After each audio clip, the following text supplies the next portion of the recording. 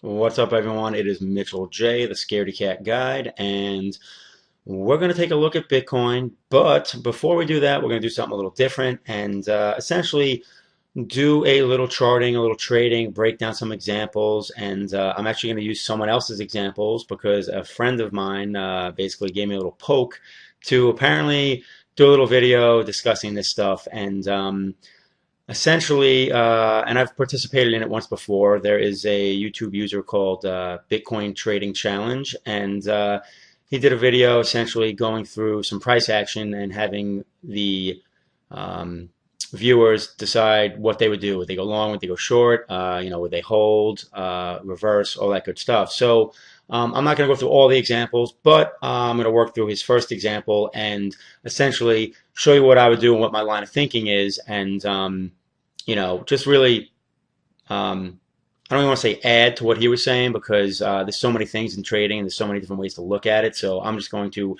throw in some of my thoughts because his information was pretty solid, and I kind of like the way he goes about looking at charts and reading them and trading.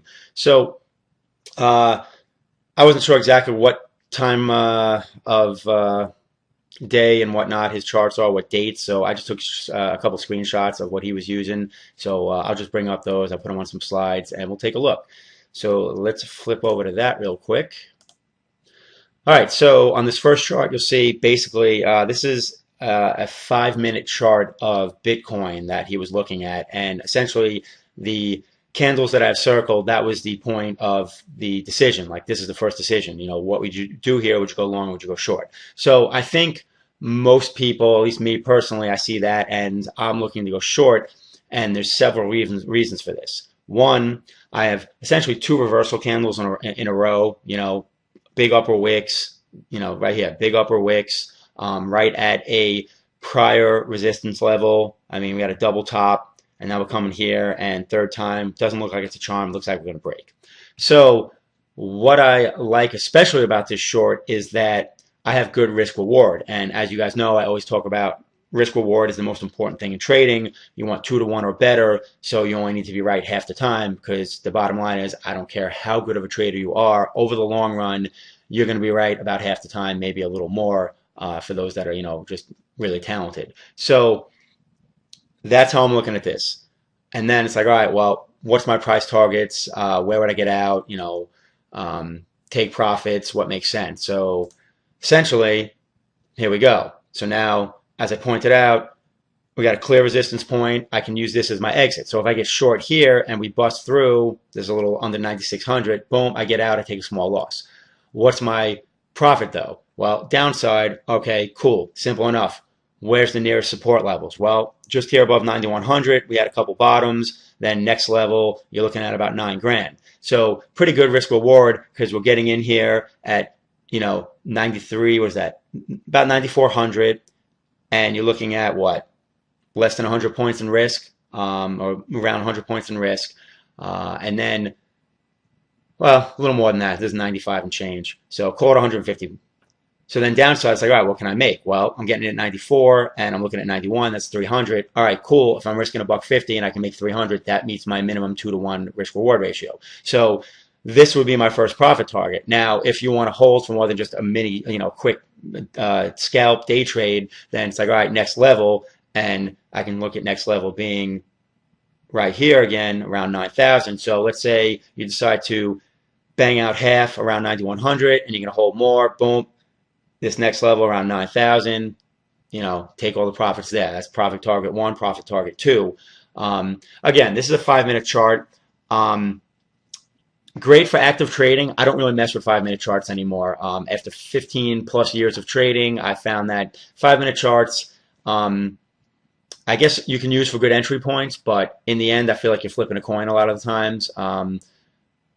You can increase those odds as long as you're looking at a bigger time frame and trading in that direction. So the bottom line is like, would I be long or would I be short? A lot of that dictates whether on the daily chart and even like an hourly chart, are we trending higher or are we trending lower?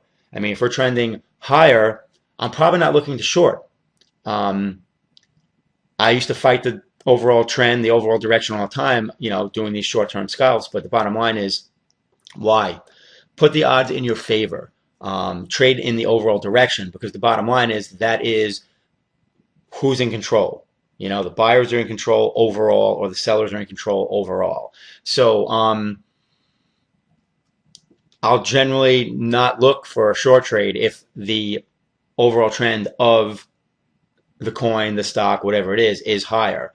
Again, it's different if you're just doing scalps and you're trading, and that's what you should do. If you're trading against the trend, you should really just be looking to scalp. So let's say, hypothetically, that Bitcoin is in an uptrend on the hourly chart, on the daily chart. If I'm going to short here, I'm probably taking all my profits here, or I'm taking at least half and looking to get here, and then that's it, done and done. So now it's like, all right, what happened? Next slide, boom. You can see that this was the entry. We came down, we hit that first price point, boom, take profits. You know what? You decide to hold more of it, great.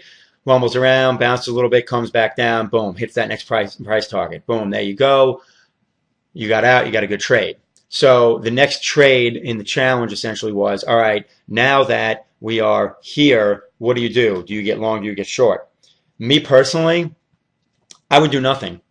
I would either be let's say I'm being like more aggressive, and I want to go for this as my next price target, this, you know, bottom here around 8,800, right?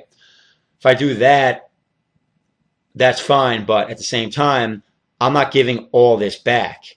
So where do I get out? Well, it's pretty simple. So we had this as, you know, some support levels. These were bottoms around this, you know, 91 and change area, right?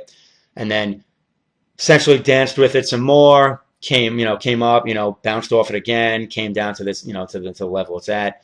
And what I'm going to do is I'm going to basically put in an order to stop me out at 9,100. So if it pushes above 9,100 again, I still get my initial trade on that second half, but at the same time, I'm giving myself potential for more profit, because the bottom line is, you know, it just broke this level. Now, essentially, it's right below or fighting with this level. So the question is it going to hit its head on around 9 grand and continue to go down and make a run at 8,800, or are we going to reverse? And really, I'm not seeing anything great. Like, we've got this big wick right here, big reversal candle, spike volume, capitulation. Okay, but what do we get? Inside candle, inside candle, inside candle, inside candle. So right now, nor the buyers or the sellers are in control. So anything can really happen right here. It's a coin flip. So go to the next slide. Boom. We see what happens. Consolidated a little bit, pushed through, came back, tested the level around 9K. You know, popped through, tested it, ran up. Where'd it go? First hit its head on the 9,100 area, and then ended up pushing through. So if I was holding, I would have got stopped out there, but I would have stopped out with a profit at my first profit target, and then boom, it went higher. So that's essentially what I would have done here. I don't know that I would have got long. If anything, if I was flat here, what I would have done is, when I saw the push through and the test of the 9,000 level, then maybe I get long there. You know what I mean? And then I'm looking at what's my upside profit targets from there. But again, the question is, what way is the coin trending on the daily, on the hourly? And then I will look for that direction. So this is a lot of active trading, and there's nothing wrong with that. If you're a full-time trader and you sit in front of the screen all day, then have at it. And when you're trading against the trend, make sure that it scalps.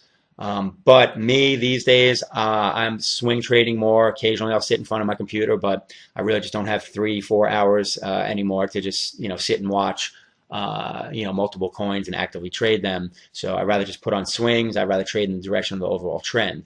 But to each their own.